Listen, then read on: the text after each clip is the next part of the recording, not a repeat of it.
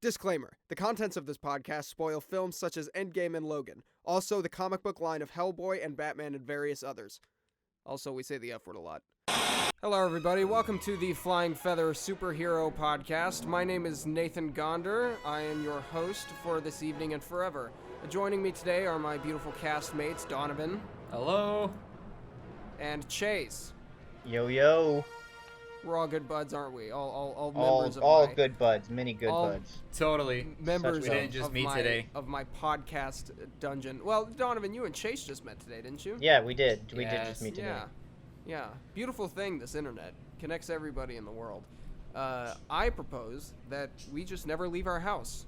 And we all talk to each other over the internet, over Discord. Yeah, Y'all live in a that's house? fine with me. I mean, I live in an apartment, so...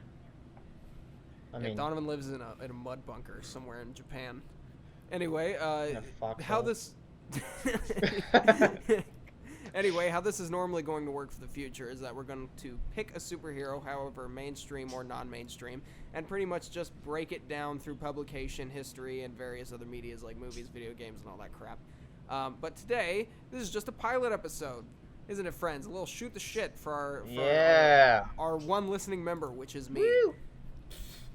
Hey, I'll listen. Does your mom also listen to this podcast? Don't you talk about my mother. She's a wonderful... Hey! I'm fucking serious. So, you have no dignity. I'll just go ahead and say that my favorite the hero that I read the most or that I watch the most and stuff like that, like it's Batman.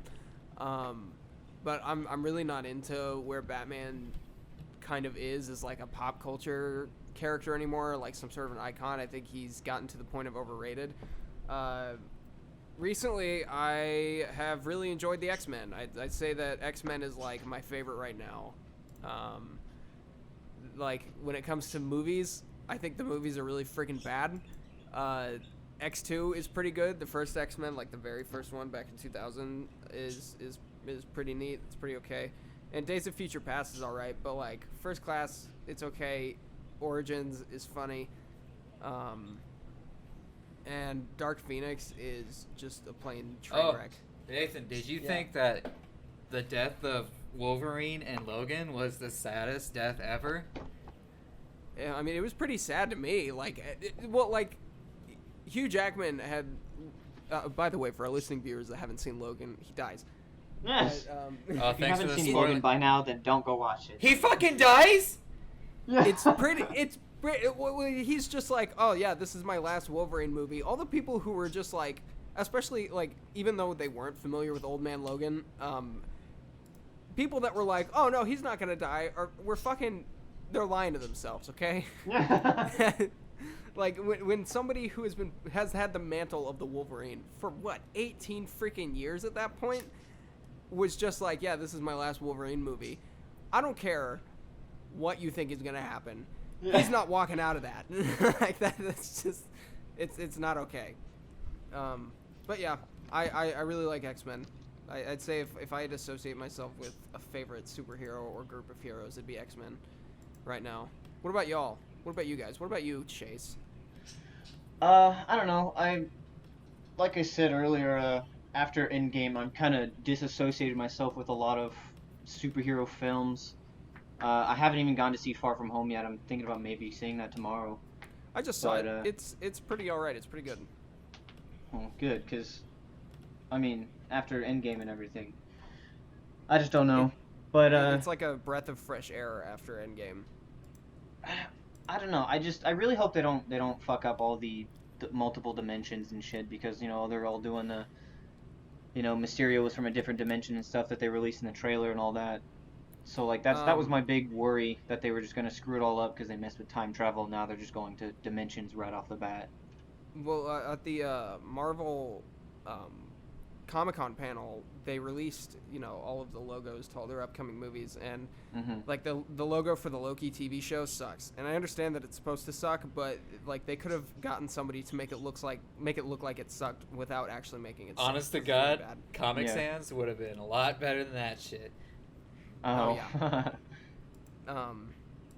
But like there was a logo for the next Doctor Strange movie, and I think it's like Doctor Strange and the Multiverse or something like that. Well, I mean, doesn't he Yeah, I think explore I heard it on the radio the other day. It was something like that. Yeah. Yeah.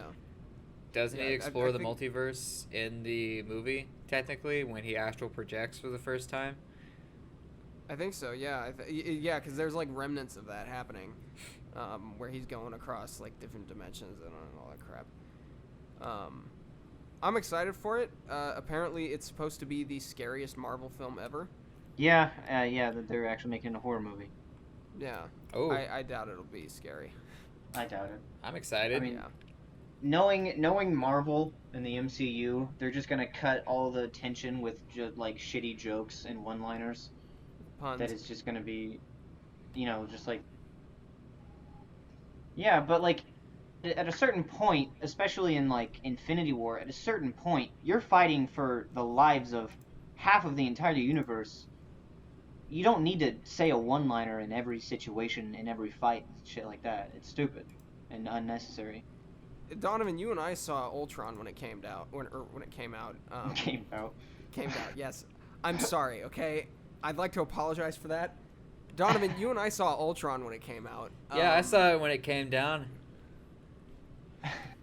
And I think one of the things, I don't know if it was you that I directly told this to, because that was like my second time seeing it when we saw it together. It was like the day after we graduated from high school. My thing was the fact that like in the opening battle, it's like a pretty intense battle. I mean, it's kind of smaller scale relative to the events of the first Avengers, but like it's pretty intense. There's some stuff going on, and like the first amount of dialogue that we hear is a quip, and I was just like, come on. Like, Oh yeah, yeah. I know. Okay, you're talking about the one where they're attacking the Hydra base in Sokovia. yeah, Yeah, with the bad CGI. yeah, we have the bad CGI, and like, the first thing that happens is like Iron Man says something, says a bad word, and Captain America's like, what language or something like that, and Iron Man's like, oh, language. Everybody look at Captain America, watch his language and stuff, and then that was a joke that I thought that they would only make once, but they ended up making a lot. And yeah, I remember just being like, come on, there's time and a place. Yeah, exactly. I think There's a time and a place for it. Infinity War really balanced it out pretty well. I disagree with that, honestly. Really? Yeah, because I mean, especially like for one example, the whole when they had like the whole women fight, all the women fought the bad Oh woman. yeah. And then The bad you know woman. she got All of the Scarlet characters. Witch chucked her into the spinny wheel of death. Oh, Yeah. you mean in Infinity War is not an Endgame? No, they replicated that in Endgame. They did it something so similar. much nicer in Endgame though, and I was like, oh my god, this is so good. I loved it. I like both. I thought it was fine, but yeah, Chase, you were saying? Oh yeah. So whenever Scarlet Witch chucked that woman of the Black Order into the spinning wheel of death, and then she was just like, and then Black Widow was on the ground, and that was disgusting. Like, that was unnecessary, and it was, yay, your life has been saved, but there's still a humongous battle going on out of that little trench that you're in. You know, it's just crappy writing, I think. I find it honestly is very similar to how comic books are written, because if you look at especially the old comic books, I've got the Uncanny X-Men, and those were written in like the 60s or 70s or something I'm pretty sure the 70s. Maybe not. I'm wrong. Okay, I can be wrong. But in all of the battles, the characters are monologuing to themselves the entire time, because it's really hard in a comic book to just have a panel with no words. Yeah, I mean, I can understand that. And like that happens in theater too all the time. Like things are written to be boisterous and very like they're supposed to convey a message, and sometimes they have to hammer it in a little bit because it's hard to see. But it's different with film. Like some things just don't translate. Mm-hmm. And I feel like that's one of them.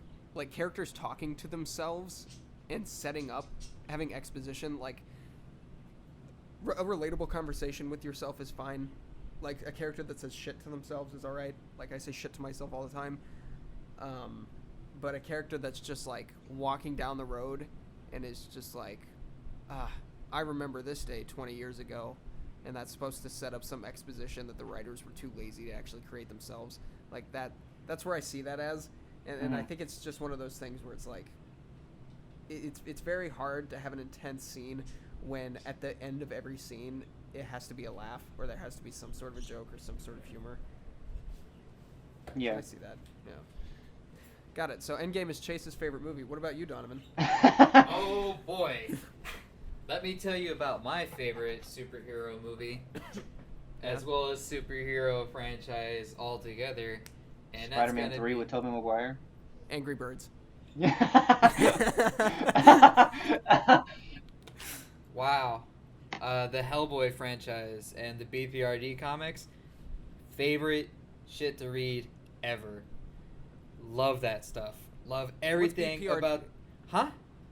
What's BPRD stand for, Donovan? The Bureau of Paranormal Research and Defense. So, okay, so it stands for the Bureau of Paranormal Research Defense. Research and Defense. Schmuckatelli. Research Defense. Got it. I'm going Why do you like it? Why do you like it, Donovan? Because I like the idea that everything in the world is normal and that the existence of the paranormal is not only a common occurrence, but just kind of generally accepted to the point to where there needs to be a essential branch of a military that exists just for combating this particular threat. The Space Marines. I fucking... And the Magnolaverse is such a beautiful written, piece of tale.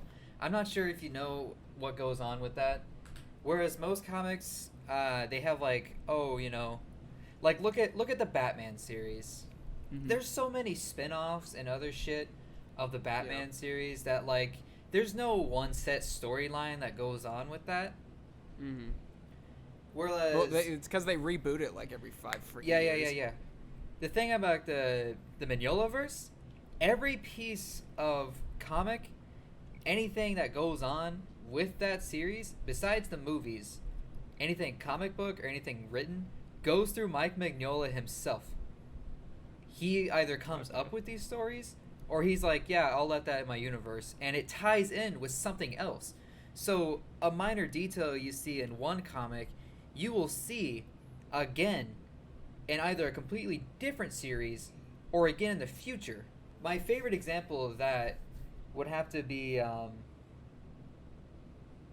so like spoilers, if you haven't read the Hellboy series, it's been out for 25 years now. Yeah. So that's that.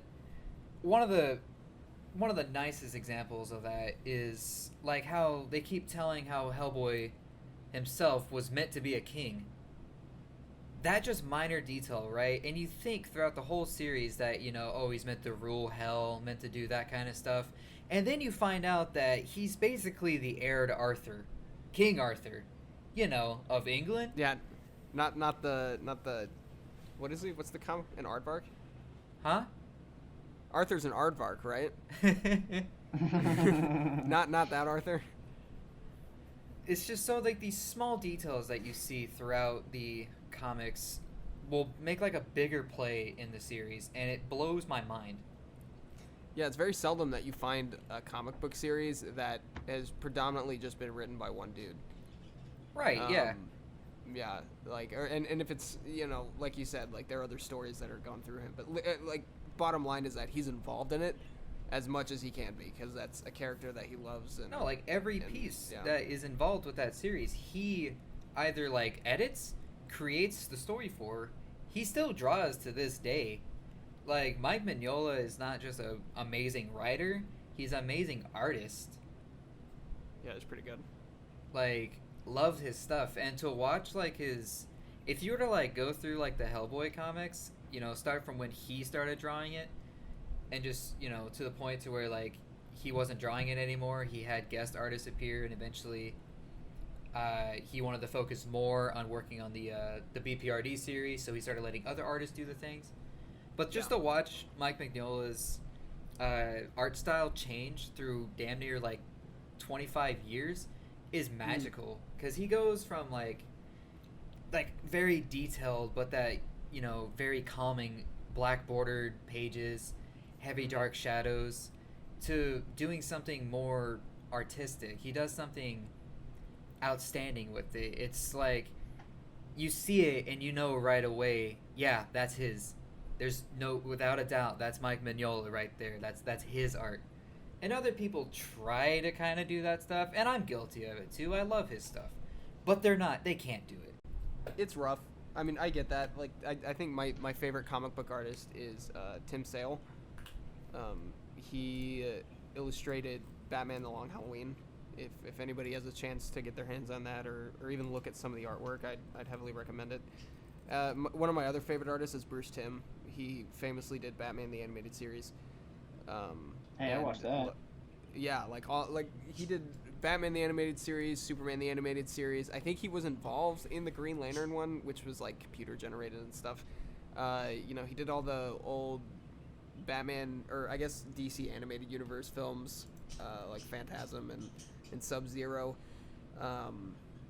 Also with Batman Beyond, Justice League. Like he does a lot, and like he's still doing stuff. His art style is changing all the time. I think he is most prevalent in Batman and Harley Quinn, which was, I think that was the new one that just came out. That was the animated one, wasn't it? Yeah, and like you can tell that it's him, but his style has just gotten slicker over. Like, God, he's been doing stuff for decades now. But yeah, I definitely, and of course I try to copy their style. Like, I always wanted to draw like Bruce Timm when I was a kid. I don't so much do that anymore, but yeah, huge heavy influence. I definitely see where you're coming from. I respect Mignola more because he. People are gonna shit on me for this. He does what everybody thinks Stan Lee did, because and the Marvel movies are to blame for this. But everybody thinks Stan Lee created everybody thinks he created Deadpool and all of these characters and all that stuff. Everybody thinks that he wrote all of the comic books himself, and he didn't. I mean, he gave a lot of inspiration to writers and he did a lot of cool stuff, but he really didn't. I mean, he didn't even create Captain America. He just, I know, right? I think there was Captain America was like a comic strip, and when he was super young, he started working for that, that comic strip, which is where he met. I think there's Steve Ditko, maybe. I don't know. But yeah, Mike Mignola, like what people think that Stan Lee was, is literally what he is. Not to say that Stan Lee was a bad guy or anything like that. He was great and he was innovative and revolutionary and all that stuff. But he didn't create all those characters, and people need to know that.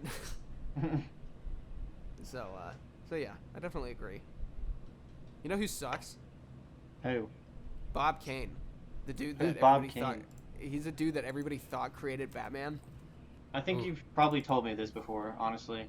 So Bob Kane created the concept for Batman, which was a dude in, like, you should look it up. It's really weird. A blonde guy in a mask and a red spandex, like one of those old like 1800s wrestling suits, and like I think there was like a little bat on his chest. His design was inspired by like Da Vinci drawings and things like that. And a dude named I know Bill what you're talking about. Yeah, you know what I'm fucking talking about. Okay, Does he? This dude named Bill Finger came along and was like, hey, let me change that. Oh, here's also a couple villains and plot points. And Bob Kane was like, thanks. I'm going to take this for myself. Bob Kane died a millionaire and Bill Finger died with no money and no family. And it's freaking ridiculous how everybody just now knows about this. Oh, it's crap. And it pisses me off. But yeah, Bob Kane sucked. I hate Bob Kane. I don't care. I don't care if people think that he created Batman. He didn't. But yeah, that's just my 2 cents. Thank you for coming to my TED Talk. Yeah, that's my TED Talk, everybody. You know who used to suck but doesn't anymore? Who? Rob Liefeld. What's he do? So he used to be a comic book artist. I mean, not used to. He still is, obviously.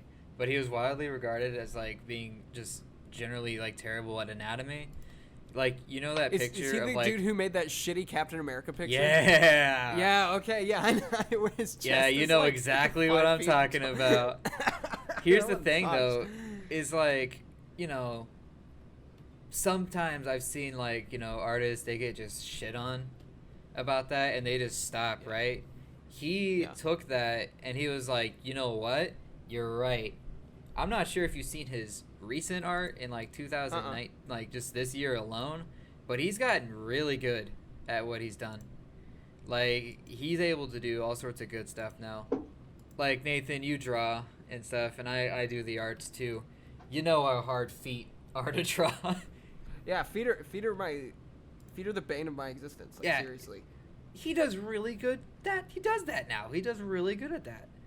Oh, good. Okay, well, I'm glad. He's good at what he does, and no one makes fun of him anymore. I mean, they still do, but they make fun of him for the things that he did. Well, because I remember seeing that for the first time somewhere on the internet, and I thought it was really dumb, but I thought just some dude on DeviantArt made it or some crap, because I thought, yeah, that's about the quality that comes out of there. And I was reading something because I was trying to feel better about myself, because I really get into these pits where I'm just like, I just don't want to illustrate or do anything like that. Because like, one of my dream jobs when I was a kid was being a comic book illustrator, and sometimes I get back into that. But I was trying to look up techniques, and I stumbled upon an article that was like the 50 worst freaking I guess comic book illustrations or something like that. And I thought, oh, that'll be interesting. And almost literally half of the list was Rob Liefeld. It was just all of it. And number one was that Captain America picture, and I was just like, no way. I mean, This was it published. could be like, at least Rob Liefeld, like, you know, did that stuff free-handed. Like, Oh, yeah, he what's did, that didn't he? dude's name? Greg Land, Yeah. who has been caught numerous times tracing like stock photos and just random pictures off the internet Yeah. into his comics. Like, there's one that's like a picture of like an old man, like, of like the old Sorry, man. I just looked up the photo. Oh, of you the- looked up the Captain America? Yeah. Like, there's like one of like, you know, like an old man clutching his heart as like a stock photo. And, Yeah. you know, he's obviously wrinkly, he's wearing a sweater and all that. And then, like, Oh, I've seen that one, yeah. You've seen Greg Land traces over it. And it's just like, why does the Iron Man armor have wrinkles in it? Why has he got forehead wrinkles? This doesn't make sense. And then it's like, oh, yeah, because he totally traces. You remember that Bionicle movie from when we were kids? God, yes, dude. I promise. The promise best. One. this. The first one, like the very first one. I have one of them. I think it's like Bionicle 2. I think. It's like Bionicle something with 2. a golden mask or something. That's Electric like all Boogaloo. of them. Yeah, that's all. It's the Golden Mask. Yeah, Bionicle 2, Electric Boogaloo. But Electric in Boogaloo. the first Bionicle, there's a scene. I loved Bionicle. I was a huge Bionicle fan. I'll always defend that. Never memorized their fucking names. I can't do it. But I'll just say the red one. You know, the one whose element is fire. There's a scene in That's the very beginning every- of that movie. One of them. Yeah, that's all of them. But like the first generation one, Toa something, he's like surfing through lava, because you know it's like 2000, 2001. Surfing was quite a big deal, as was snowboarding. And his mask like jiggles like skin. And people Ew. thought, like, are the Bionicle, Yeah. yeah, are I know what Bionicles you're talking- organic? Yeah, it's like the weirdest I thing. know what you're talking about. So that's what that Iron Man made me think of. But yeah, like it's the like Bionicle masks are made out of organic flesh. It's the weirdest thing. I don't know if it's canon. Bro, don't come at me with that Bionicle lore, boy. I'm gonna Yeah, smack yeah. you up. I don't know if it's canonized in the Lego Bionicle canon. It's but- not. In yeah, in the comics, they take off their mask and stuff. It's like a life force and stuff. I'm gonna come at you with this, okay? That stuff was my childhood, my guy. Yeah, I was big on because when I was a little kid, I didn't really start reading comic books till I was a teenager. So I would see the Bionicle comics and I'd just be like, meh. Well, Nathan, you're the one that got me into the whole comic book thing. Yeah, I know. I'm sorry. And you know that But, I used to try to make one when I was young. Yeah, you want to and- explain that to the world? God, no. You want to explain Takinada? I want to know. It was basically like, I'm a dumb kid, so I basically have no originality, so You were like 14. a dumb kid, okay? Okay. Nathan, let's admit it. I'm 22 years old and I'm still dumb. Yeah, I'm There's pretty no dumb. fixing it at this point. Yeah, I stumbled across some gold earlier when I was looking for my freaking microphone, and Card. it was a scanned copy of notebook pages, and I'm glad it was, because it probably wouldn't exist today if it wasn't. But it was like notebook paper that had been scanned and reprinted off, and written in my little 7th grade handwriting. It said Nathan's Comics issue number 5 or something like that. Oh, yeah? And it was literally just stick figure comics that were like 3 or 4 panels long. There was Jesus. this is really good. I gotta go find it here. Hold on. Oh, God. It's really good, I promise. While Nathan's gone, we can do some sponsoring. This video is brought to you by water. Drink up, you stupid bitch. You need to drink water. If you don't drink enough water a day, you're fucking wrong. You need to drink talking it. about? Y'all talk about how you're depressed and sad and all that. It starts with drinking water! That's a fucking huge logo. Okay. Anyway, I'll go ahead and read you some experts or for some experts from these comics. Notebook. It's called Notebook Comics. It's N Comics and Videos, because that was my YouTube channel. Presents Like and Notebook subscribe Comics, in comic videos. but if you were to read this aloud, you would say you would say N Notebook Comics, because the N has a dash between it, because my name starts with N. Oh, that's Um, clever. Yeah, it's pretty good. Let me see. Let's find something good. Okay, so here's a pretty golden one. It's called Disco Ball, by me. 2 stick figures are standing in a room, and there's a disco ball. One of them points at it and says, "Nice disco ball." The other one says, "Thanks." A random stick figure, blindfolded with a club, jumps out and screams, "Piñata!" And he smashes the disco ball, and shards of the disco ball go flying into the characters' bodies. And the man who shattered it says, "Where's the candy?" You cannot tell me that is lightning in a bottle. That is pure. The first person that hears this is gonna like call their local comic book representative and get you a freaking deal tomorrow. I'm gonna get a call from Warner Brothers. I'm gonna get a call from A24. They're gonna be like, "Hey, you want to come write for us?" And I'm gonna say no, because I'm scared. I'm baby. You want to know what my big comic book thing that I'd always do in school was? What's that? Mine was always stick figures, and also stick Yeah. figures, and it was always cowboy versus ninja. Yeah, I remember that stuff. Yeah, like, I had friends of mine that did that. Yeah, I think I still have one, but I mean, they never said anything. I just always had them fight, and that was literally it. I just had them fight when I was bored in school. I did that stuff. Donovan, you did like flip books, didn't you? Or you No. didn't? Well, I no, used to make the really, like, I'd pump out like 1 page, and this is granted, it was terrible pencil sketches. Just 1 page a comic a day, and it was like a long series. And honest to God, if I even tried to like comprehend what the fuck went down in that stuff, I'd probably have to blow my brains out. Can I say Well, that? I'm sorry. That's probably offensive. No, you're fine, Donovan. Don't worry. Oh, okay.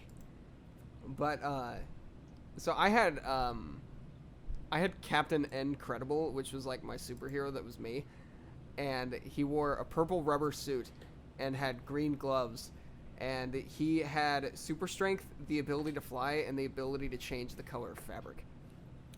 Polka Dot One of- Man. Yeah. One of these things is not like the other.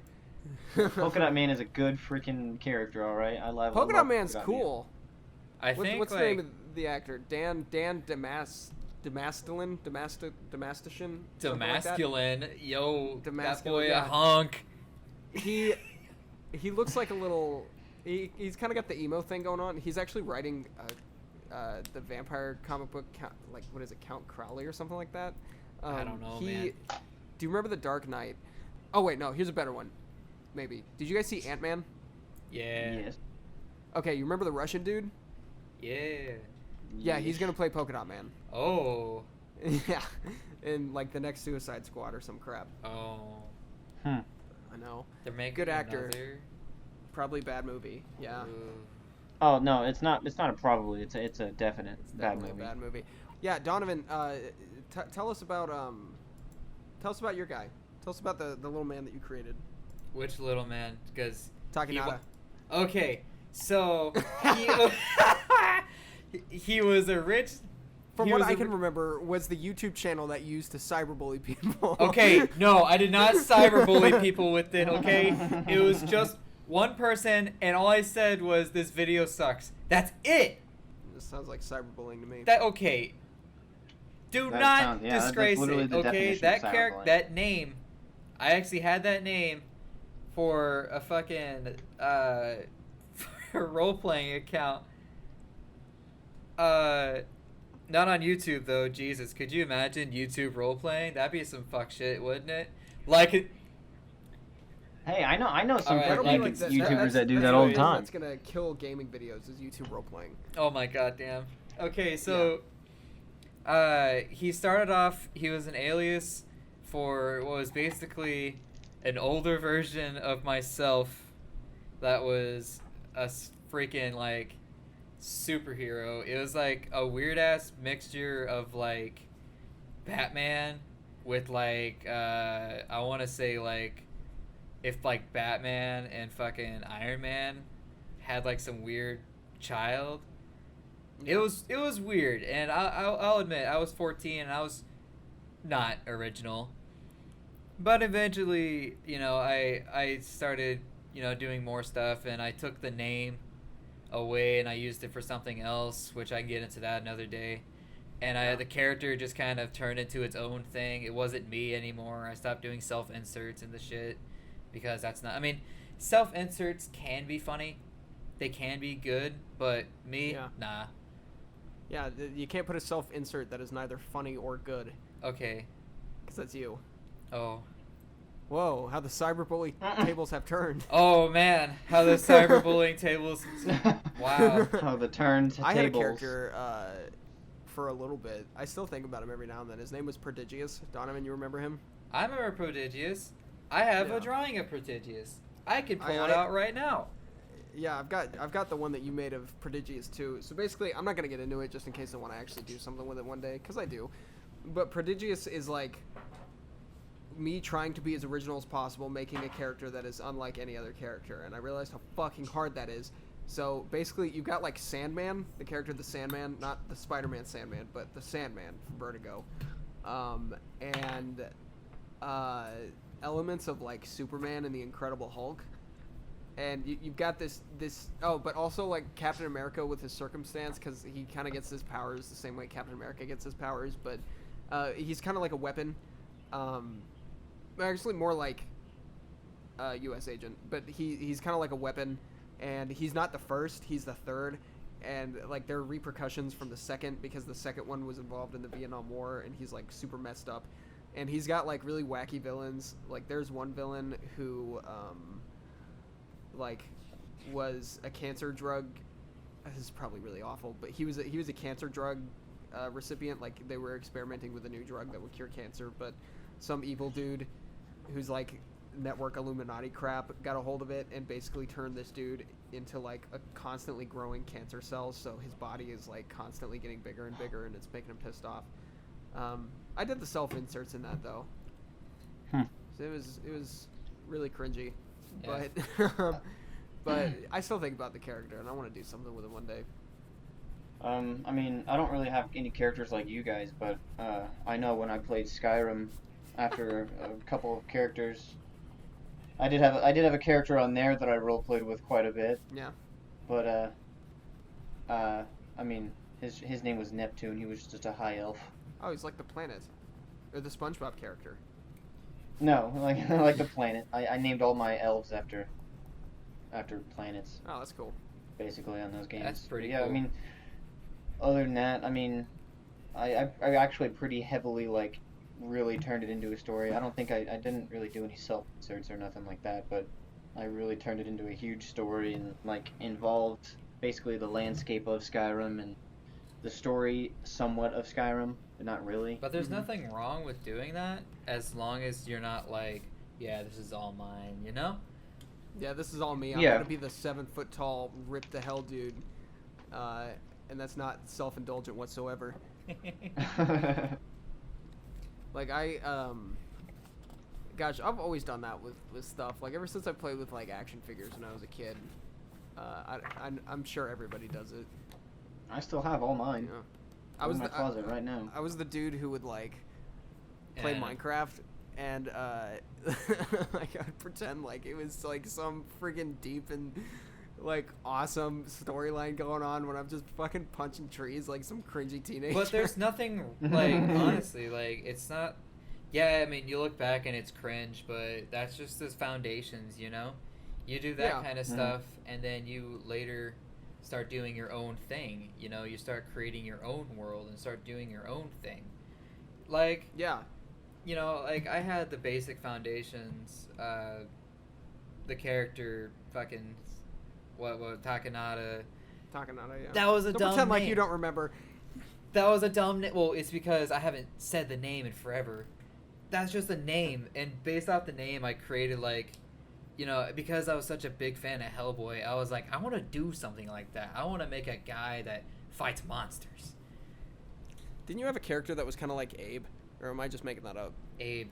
I don't remember. Okay. Like Abe Lincoln? No, Abe Sapien. Or... Abe Sapien.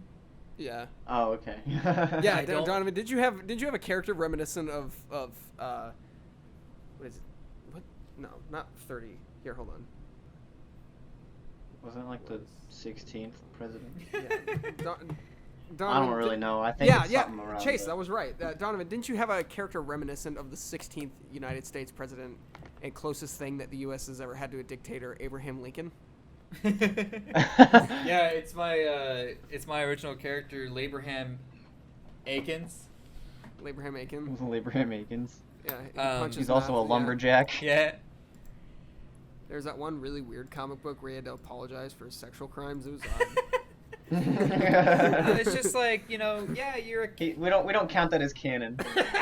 But no, it's just like, you know, and it sucks that, like, you know, a lot of people, they do like this thing as a kid, and, you know, they goof around with like the idea of, like, you know, comics and all that kind of stuff, and sometimes it's, you know, the world around them that just says, like, you're not gonna do anything with that, you know, comics or whatever, you know, oh, stop playing pretend, you know, you're Yeah. grown, you're a teenager, you shouldn't be doing that kind of stuff, right?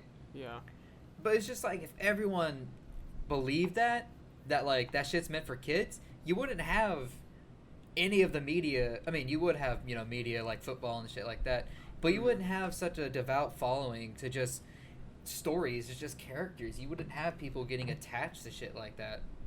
Well, that's what frustrates me so much is that, like, you've got quite a bit of a group of people who discourage their kids or they don't care about their kids whenever they want to do something like that.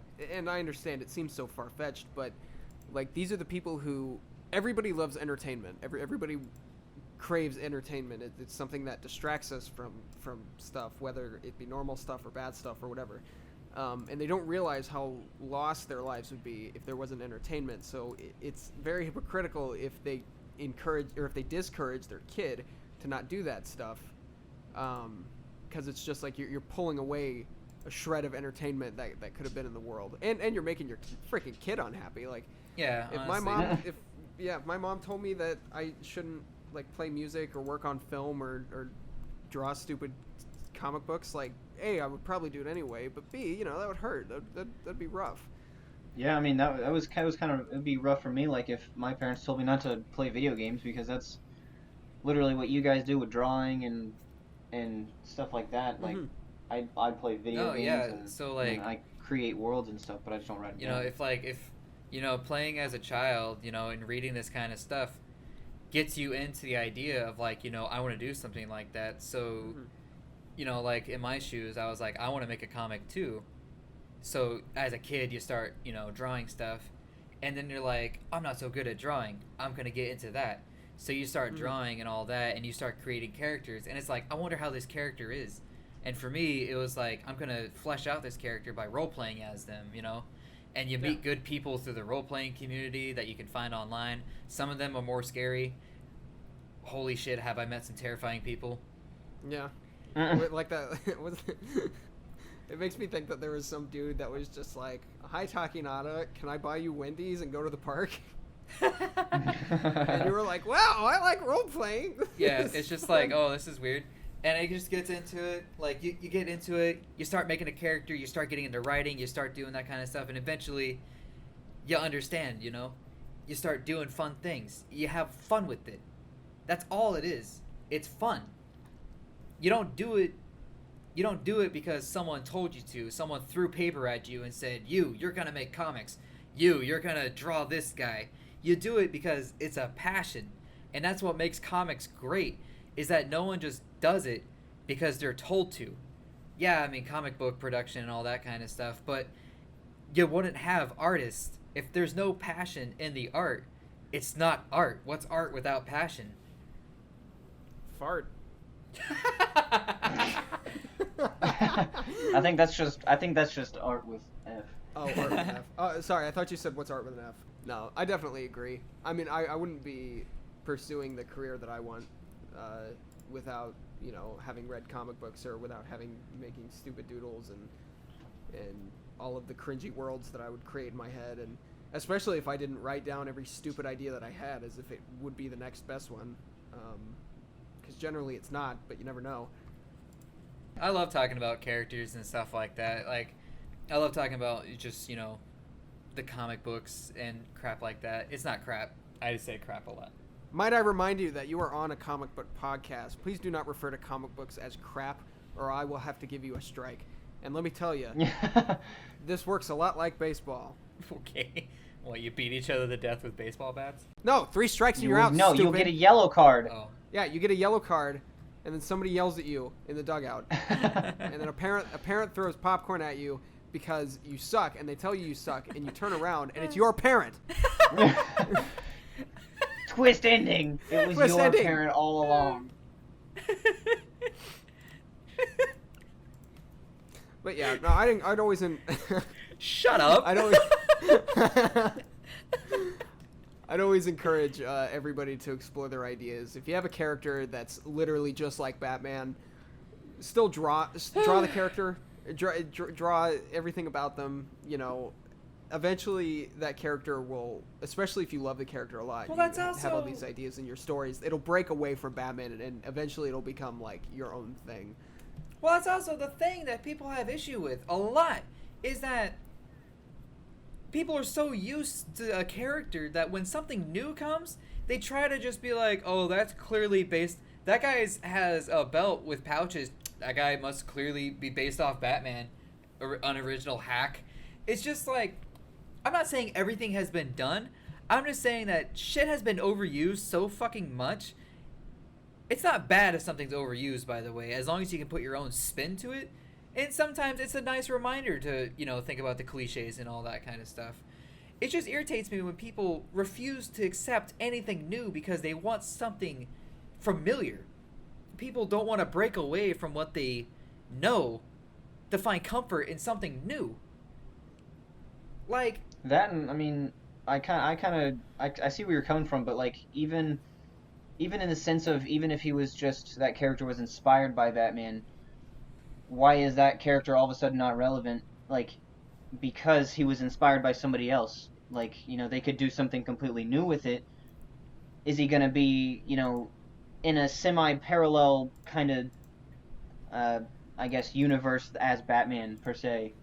Yeah, because he was inspired off of that, but it's something new, and I think it still should be, as long as it's good, it should still be, like, something people like, and not just Well- say he's unoriginal or something. Yeah, and like you look at like the Watchmen, which tons of people always rip and say, yeah, Watchmen hacked Batman because of Night Owl, and like Rorschach is very much Batman in The Question, and Silk Spectre is a lot like I get like Catwoman or Black Widow, or Black But Canary. the thing even. is that that's where the similarity ends. Yeah, seriously, like you've got these characters that are like each other, but they're completely different people. Like That's like Night Owl saying, is like, oh, nothing like Batman. That's like people saying, like, oh, hey, that guy, like, these two characters, they both have glasses. And then when they're out of, the hero outfit, like, it's just like, oh, that character wears glasses, but when he's, in his costume, he doesn't wear glasses. Just like Clark Kent, Superman, man. No originality. People need to realize that, yes, shit does get based off something else. There are things that people look at and they're like, I like that. I like the idea of that. I like the look. However, I'm going to put my own spin on that shit. Mm-hmm. Well, that's essentially what Alan Moore did, was because I think he was slated to. You guys there? Yeah. Yeah. Okay, my Discord screen went super blank for a second. Yeah, like it's just totally black. I don't know what happened. I'm still recording. Whoa! You said no racism. Oh, I'm sorry. But anyway, yeah, Discord's not responding. I'm just gonna leave it and wait for it to respond because I'm still recording, and the call obviously still works. Right. But, we can hear you. Anyway, okay, it's back up. I think Alan Moore was actually slated to write a comic using DC characters. I think that's what happened. I might be wrong. Correct me if I'm wrong. But right. Isn't that I think he wanted to do something completely different, or he wanted to use different characters because I think at the time the idea of a multiverse was like something that comic book companies weren't fond of because really they've only had one storyline for so long, and they thought that it might confuse comic book readers, which it doesn't. It's like the best thing to have because now literally you can write a comic book and just say, oh, this is on Earth like 415.10 or something like that. Like, it's stupid. And I will give that to Detective Comics, that because of them, so many things have been born from them. Like, oh, yeah. Alan Moore's Watchmen, just like what you explained. Uh-huh. Can also go into the whole Dark Horse about it, because Dark Horse is a thing based off of DC. Mm-hmm. And I'm not saying that like Vertigo, exactly. Yeah. DC is great with comics. I will give them that. DC is wonderful with comics. However, they need to stop. Sometimes they need to stop with movies. Well, the issue. I think with they DC, need to stop completely with movies.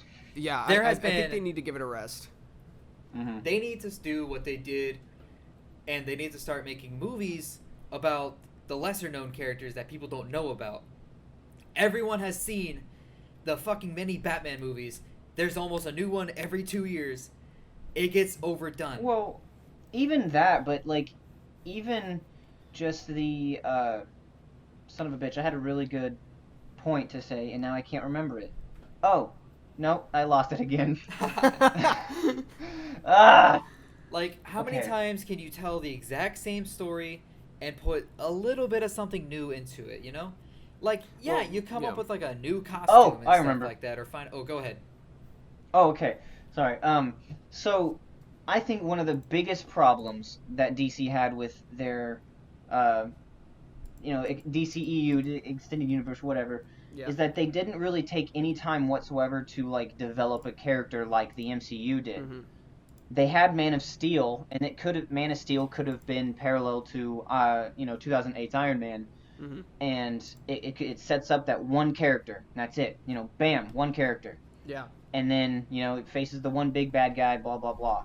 And then they just went straight into Batman versus Superman with no Batman solo movie.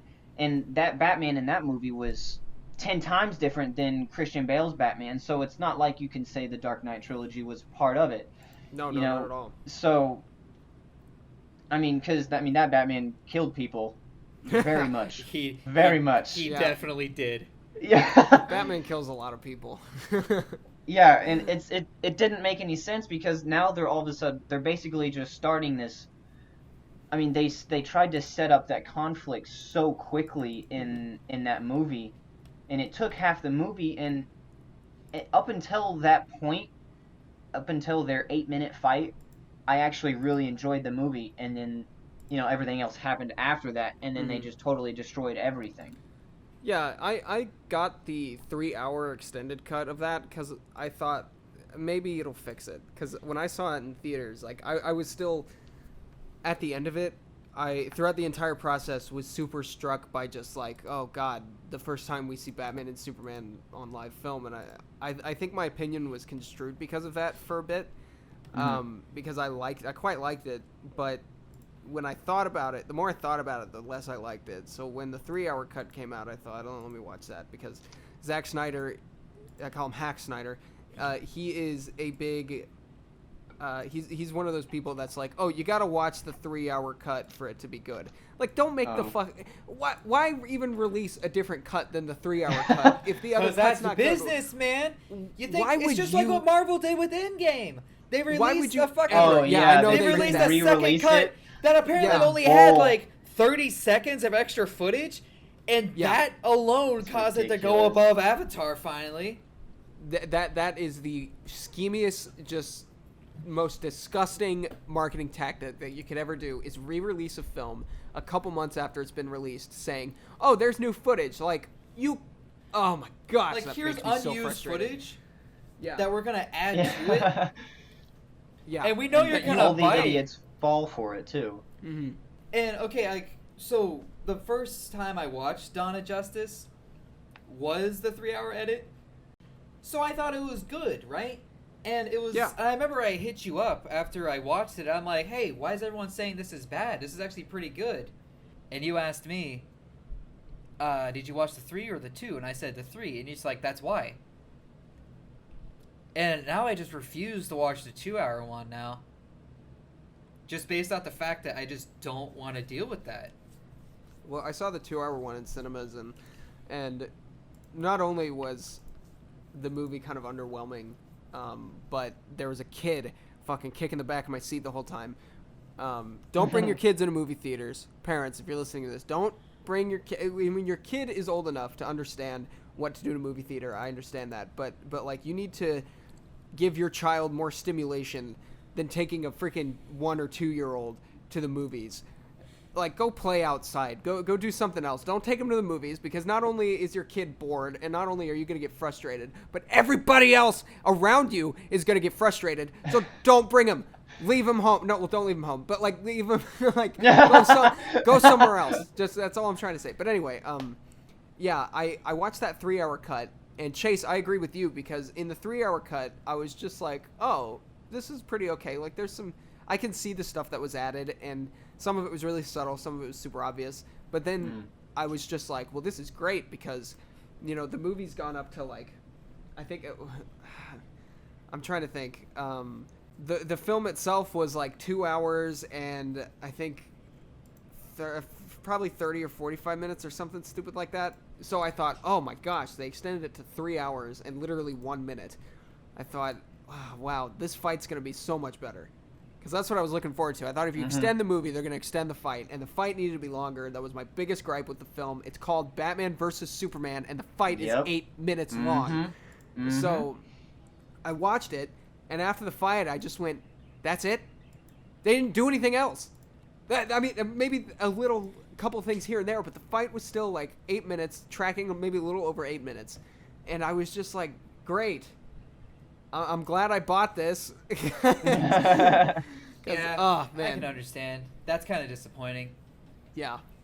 I mean, when I left the theater after watching that movie, I actually went with a bunch of people, and even went with another like comic book movie buff kind of person, and he walked out and was like, "Man, I really enjoyed that movie," and I just walked out disappointed with my head down. I was like, "That movie sucked."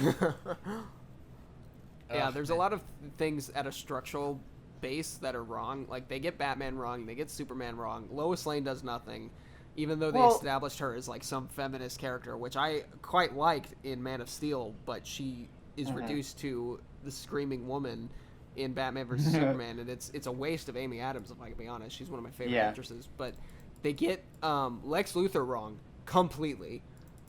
Yeah, I did not really know how to feel about that Lex Luthor. It was kind of a cool rendition. I was kind of happy to see that, but also I did not really like the character as a whole either. I think I if he feel was the like, Riddler, it would have been better. I feel like this whole thing was like based off like, and I was trying to think like maybe it's based off like New 52 and all that. It's really does not feel like it. It feels like it's just like, yeah, let's take the idea, but let's do our own thing on it, you know? Yeah, it's when you listen to interviews with Zack Snyder about it, because he's one of the two reasons why DC films don't work.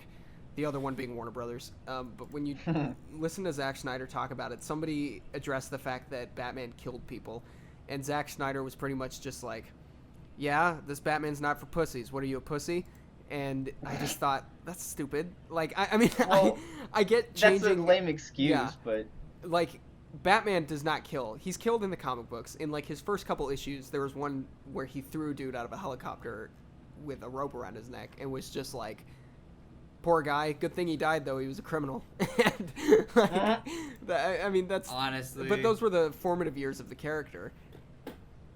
yeah, I mean, honest though, I mean, I like the idea of a different Batman and a Batman that does actually kill people. Mm-hmm. Me personally, but I mean, just like in that movie, it was just done completely wrong. Well, And yeah. and with that whole like beginning Batman fight scene, like when he drags the car and stuff Mm-hmm. with people inside of it, you know, like Yeah. it was a very bad way to introduce that Batman kills, because he Yeah. killed a shit ton of people, It- like Same- right off yeah. the It bat. also blows my mind, right? Is that in the comics or in maybe like past times, I don't remember, I haven't really seen all the Batman movies, but I know in the comics when Batman has killed someone, that shit haunts him. Oh, yeah. That shit scares him. In this fucking Zack Snyder shit in Dawn of Justice, when Batman murders people, straight up murders people, like he threw a grenade at a guy. That guy, that guy did not go out easy. He was, Yeah, he's not going home. like, that guy did not go out easy. He went out in pieces. There's no remorse. It feels like there's not even a mention of the remorse that he feels about that kind of stuff. There's nothing. If you have a character that murders people, at least let them feel some sort of anguish about it. Yeah. Even fucking Punisher. Holy shit. People are like, oh, Punisher's just guns and all that kind of shit. The dude has PTSD. He Yeah. suffers. Yeah, maybe they won't explain it so much in the comics because they just want a guy that's just like, guns. Yeah. But, like, the Netflix adaptation pop, pop. of Punisher, by far one of my favorite Marvel pieces I've seen. I loved it. Wait, Yeah. you're talking about the TV show on Yeah, Netflix? the Punisher series on Netflix. Yeah, okay, yeah. Me too. I freaking loved that series, and I even told my uncle about it because he was wanting to find stuff to watch, and I said, you're gonna miss a lot of story if you start from the Punisher, but you might just like the Punisher by itself. And like after a couple of days, he liked me. And he all he said was, "You were right about the Punisher," and No, Yeah, so, even like, he enjoyed it. there's not many series I'll go back and rewatch, but Punisher, I've, like, this first season alone, I've watched it 3 times, just because it has a basis of a character, and it not only at the same time unveils the backstory, but continues to drive a story forward. Yeah, from the story they set up in Daredevil. Oh, yeah, he was introduced in the Daredevil series, wasn't he? And Yeah, Daredevil season 2, and that was the. Mm-hmm. He was pretty heavily in there. I mean, he was pretty much the main baddie for a little while. He was essentially the main antagonist up until the later episodes and that stuff when he became, like, the anti-hero that we all know. You know, that when you have a character that uses death as, like, an instrument, and you just have that character have no remorse whatsoever, people can't relate to that. Mm-hmm. Yeah. People watch these characters and they look at this kind of stuff because they're looking for something that they can see in themselves. People want to watch Captain America because they want, somebody that fights for what's right. The idea of you can't save everyone, but remember that you have to at least try. Mm-hmm. People like that. I like that kind of shit, especially. Like, Yeah. my God. So I think that audiences, especially people who aren't terribly big fans of the comic books but enjoy like media, and I mean I understand it's easier, sometimes it's cheaper to just watch a superhero movie or TV show than to go and buy like all the freaking comic books and then try to find all of them if they're not in an omnibus or anything like that, and all that crap. Like it's very you really do have to love it to appreciate it or to want to do it. But I think characters like the Punisher and even Daredevil, or characters like Wolverine, people who are afflicted by their past, especially like any comic book that deals with Wolverine's PTSD is a comic book worth reading, because nobody ever talks about the fact that he fought in every American war. Exactly. Yeah, and it's not a very common thing. Like I know, like as a kid, when you're a child, you have no idea what PTSD, unless you like live with someone that might have it. It's a really hard concept to understand. And then when you're older and you know these kind of things, you look back at that and you're like, hell, what? Mm-hmm. There's no way. Well, that's why I think Superman has fallen out of the limelight, is because you've got... I love Superman. I'm always going to love Superman. He's one of my favorite characters when done right. I think All-Star Superman is a comic book that anybody should like definitely go check out if they think that Superman is boring or if they think that he's not a good character. Because Superman is a victim of being written wrong. And it's done in the films. It was kind of done in some of the animated TV shows or movies. It's definitely been done in the comic books. But I think Superman All-Star Superman is the best version. And if people want to understand why Superman is a good character, they should read that. But Superman has fallen out of the limelight because he's a character that less and less people are able to relate to in today's, climate. Because people think that characters like the Wolverine or Punisher, characters afflicted with struggle, are better than a character who is honestly kind of perfect. And I think that's why, because people like Deadpool because he's funny. He's basically Reddit but a comic book character, and he just murders people and never shuts up. People like Spider-Man because he's a kid and he has kid problems and he's not rich and he's not terribly famous with the community he lives in, but he still does what's right. People like Batman because has no superpowers. But people don't like Superman or Wonder Woman or sometimes even Aquaman or Green Lantern because it's a character that's just so far-fetched. They're good for kids, but I think adults drift towards more of the serious, sort of stoic let's idea look at that, okay? Comic book characters are just human. As a kid, you're going to be naturally drawn to more of the powerful characters because think of like kids that play pretend. It's just like, I hit you. No, I have a shield. Or I'm indestructible. My only weakness is a rock from outer space. Yeah. But as an adult, you want to find something. But like as an adult, no one's fucking perfect. And sometimes as an adult, you need a reminder that you're not the only person fucking things up in the world. Mm-hmm. There are people doing things wrong constantly. And maybe you don't need a reminder that the world that you live in kind of sucks sometimes. It's nice to see that there's other things that could be happening, right? Yeah. And I think that some of the movies, especially the Marvel movies, there's so many. There's a mix between the characters that are the sort of perfect and very far-fetched and the characters that aren't so much. They've really changed Peter Parker, but I think he still works. I like what they did with Tony Stark because he literally was Robert Downey Jr. He had a messed up past that he's trying to redeem, and he did.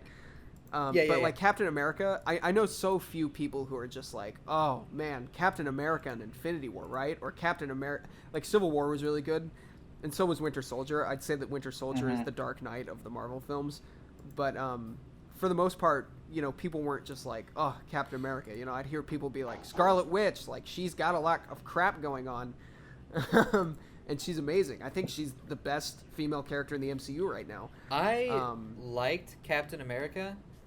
Mm-hmm. I did not like where they went with it in Endgame. I felt like fucking Endgame spoilers in the tags. Oh my god. I felt like what he did at the end of Endgame was honestly a completely like, I get it, he deserved to have that good ending, but at the same time, it goes against every fucking thing Captain America believes in. Yeah. His ideal, and there's a famous panel from a comic of where this general is trying to give him orders and stuff, right? Mm-hmm. And he was just like, I know you follow, my command. And not verbatim what he said, but eventually what he says was, I don't follow, your rules. I follow the dream. And he has, the flag in his hand. And that is a fantastic display of exactly what he is. He doesn't fight, for America. He fights for fucking freedom. And it just so happens that America, is freedom. Hooray. Land of free in the home of the Whopper. I mean, That's a Family Guy joke. Fucking. I definitely agree with you, and I think they did the same exact thing. Not the same exact thing, but I mean, that's how they ruined Tony Stark's character, though, too, in Endgame. Is another big reason why I don't like it, because they actually had something really, really awesome with the Tony Stark's character arc.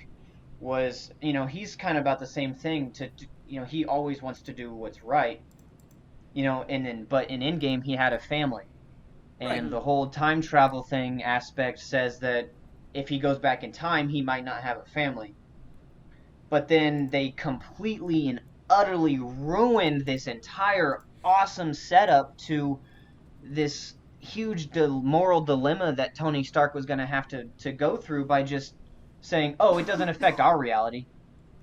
It's not going to affect our timeline if we go back. Even though that Captain America totally fucking took his own shield and gave it to Cap. Exactly. Like, there's so many plot holes in that that fucking movie, and I hate it so much. There's also this whole thing, right? Red Skull was the one that was protecting the Soul Stone? Yeah. Mm-hmm. Cap had to get back to Soul Stone. That meant that they had to interact, and I really think that would make a very, very fucking interesting interaction right then and there. Oh yeah. An immortal being a being that lived forever as a punishment, and a moral guy that wants to probably live longer are finally meeting. Yeah. Sworn enemies that caused each other's downfall and shit. Cap had to crash a plane because Red Skull fucked him over. Red Skull is in it because he had to use the Tesseract, or was it the Space Stone? Yeah. It's the Tesseract. The Space Stone is inside the Tesseract. They cause each other's downfalls and everything, and I think that interaction would have made for a very, very interesting scene. But Marvel is not taking advantage of that shit. Yeah, I 100% agree with you. There were two problems that I had. I didn't really have too many problems with Tony's send off. I think it felt a little more grounded than Cap's, because I knew that they were both, before I knew anything about the movie, I knew that they were both gonna go off and this is their last, supposedly, until they freaking bring them back. Well, because their contracts were up and they already, they were open about that. So it's just like, we knew that they were going out. So the send-off better be good. And I think Tony's, even though I really didn't care for the whole, like, I don't know, I think the idea with his family was really good, and I agree with you. It was a really good setup that was just kind of wasted. I still think that his send-off as a character was still pretty decent. But Cap's, I understand that it's nice because he finally gets what he wants, what he's wanted since the first Captain America movie and all that stuff, but it raises too many questions that I don't think are going to be answered. Namely, the fact that Captain America, age-wise, was probably in his hundreds, whenever, at the end of Endgame. He's sitting on the bench, he's in his hundreds, he's obviously a small old man, because there's like old man Rogers and stuff like that, I think, where Captain America's really old, and he ages, but he obviously wasn't at the physical level of Captain America. He was just a stereotypical dude. So not only did we lose Captain America from the events of the Avengers and Civil War and all that stuff. But God knows how long Captain America hasn't existed now. Because what if he was just like, oh, Yeah, I'm for real. 60 years old, so I don't want to be Captain America anymore. Are we supposed that's to believe great, that, but like are we for supposed 40 to more believe years? like, are we supposed to believe that two Captain Americas were existing at the same time? One was with what's her face, and the other one was Peggy Carter. Yeah, Yeah. one was with Peggy the whole time, and the other one was off saving the world and shit. Yeah. And Then because, why 'cause wouldn't what Cap? happens? Then why the fuck wouldn't Cap warn Cap about Yeah. that shit? Also, Yeah, and why then, wouldn't and then Captain also, why America- wouldn't there be two Captain Americas at the end? Why of wouldn't Endgame Captain anyways? America, the guy that values human life to the point to where he doesn't like to kill people, he doesn't kill people. I've never fucking. I mean, maybe he killed Nazis, but that's a whole different thing. I support the fucking. I mean, he uses support- guns. I support beating Nazis. I do. Yeah, I think If you we all see- if support you that see killing someone- of Nazis. If you see him, beat him. Holy shit. This podcast supports beating Nazis. I'm selling it now. Mhm. Yeah. So honestly, I don't care about that shit. But it's just like, Cap fucking believes that, like, if you can save a life, save that life. And here he is, all this shit's happening. The whole entirety of fucking Endgame happened, Infinity Wars happened. Cap could have stopped that shit, but he didn't. I mean, maybe it's just because, like, I'm not saying that Marvel's lazy writing, because honestly, they need to make a movie. If they could just solve shit like that, they could just solve shit like that. The Deus Ex Machina of movie industries happens like that sometimes. Well, I think what could really save Captain America's loophole that I was talking about, where, like, you know, he's obviously not been Captain America for a while, say like 40 years maybe. He hasn't been Captain America. What could jump in and save that is U.S. Agent. Like, I think that they could, like, for listeners who don't know, I was recently introduced to U.S. Agent through a buddy of mine who gave me his comic book, but he's literally Captain America with Batman's personality, is how he put it. And it's like, it's a different dude, pretty much the same circumstance, but he's like very aggressive, and he's a different kind of person, and he uses different kind of tactics. I think it would be the perfect introduction. And, you know, they like doing movies set in the fucking 80s. Set in the fucking 80s whenever Steve Rogers decides not to be Captain America anymore, because he's been doing it for like 40 years now. I'd say introduce U.S. Agent as the new Captain America. I would put that in and have the old one retire. That way he can live his life with Peggy Carter, and everything up to Endgame can still happen, and the world still had Captain America, and things were fine. It's just different timeline now. I think that would be really, honestly, one of the few ways that they could fix that. Because other than that, Captain America has just been gone for 40 years, waiting to sit on that bench, waiting for 40 years to sit on that bench. And, oh, God. But yeah, I don't know. I also love Captain America for the same reason that I loved Superman when I was a kid, but something was different about the one on screen. I didn't quite care for him in spots. Man. Well, thank you all for listening. I think this is the perfect opportunity to wrap this up. Thank you all for listening. Expect podcast episodes. I'd like to do this weekly if that's fine with you guys, with your consent. Fine If with that's me. all right. Until then, my name is Nathan, I'm Donovan. And I'm Chase. and we'll see you guys next time to Infinity and Beyond. I know it's not a superhero, but it's a property, and it's a good thing to say whenever you're leaving. Okay, bye.